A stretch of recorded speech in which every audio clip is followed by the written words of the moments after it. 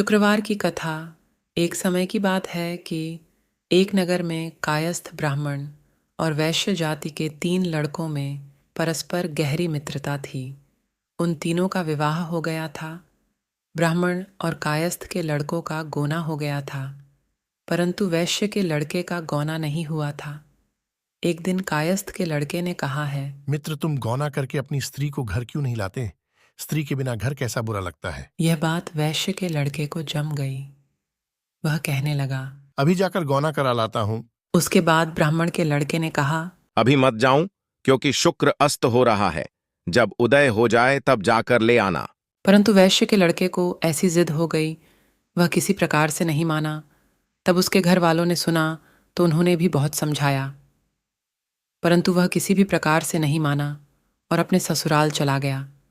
उसको आया हुआ देखकर ससुराल वाले भी चकराए और दामाद का स्वागत सत्कार करने के बाद उन्होंने पूछा कि आपका कैसे आना हुआ।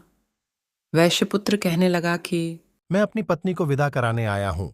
ससुराल वालों ने बहुत समझाया कि इन दिनों शुक्र अस्त है, उदय होने पर ले जाना, परंतु उसने एक नहीं सुनी और पत्नी को ले जाने का आग्रह करता रहा।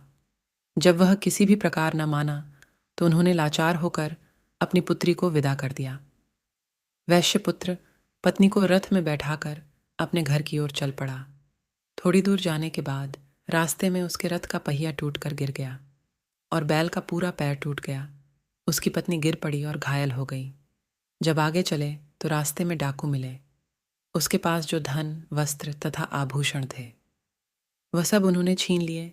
इस प्रकार अनेक कष्टों को सामना कर पति पत्नी अपने घर पहुंचे तो आते ही वैश्य के लड़के को सर्प ने काट लिया और वह मूर्छित होकर गिर पड़ा।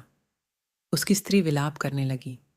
वैश्य ने अपने पुत्र को वैद्यों को दिखलाया तो वैद्य कहने लगे, ये 3 दिन में मृत्यु को प्राप्त हो जाएगा।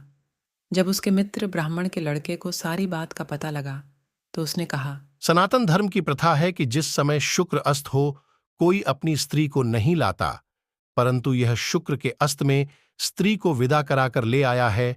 इस कारण सारे विघ्न उपस्थित हुए हैं। यदि यह दोनों वापस चले जाएं और शुक्र के उदय होने पर आवे तो विघ्न टल सकता है। उसके बाद वैश्य ने अपने पुत्र व उसकी पत्नी को शीघ्र ही उसके ससुराल पहुंचा दिया। वहां पहुंचते ही वैश्य पुत्र की मूर्छा दूर हो गई।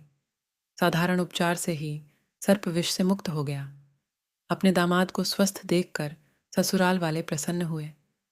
वैश्य पुत्र अपने ससुराल में ही स्वास्थ्य लाभ करता रहा और जब शुक्र उदय हुआ तब हंसी खुशी उसकी ससुराल वालों ने उसको अपनी पुत्री सहित विदा किया। इसके पश्चात पति पत्नी दोनों घर आकर आनंद से रहने लगे। इस व्रत के करने से अनेक विघ्न दूर होते हैं।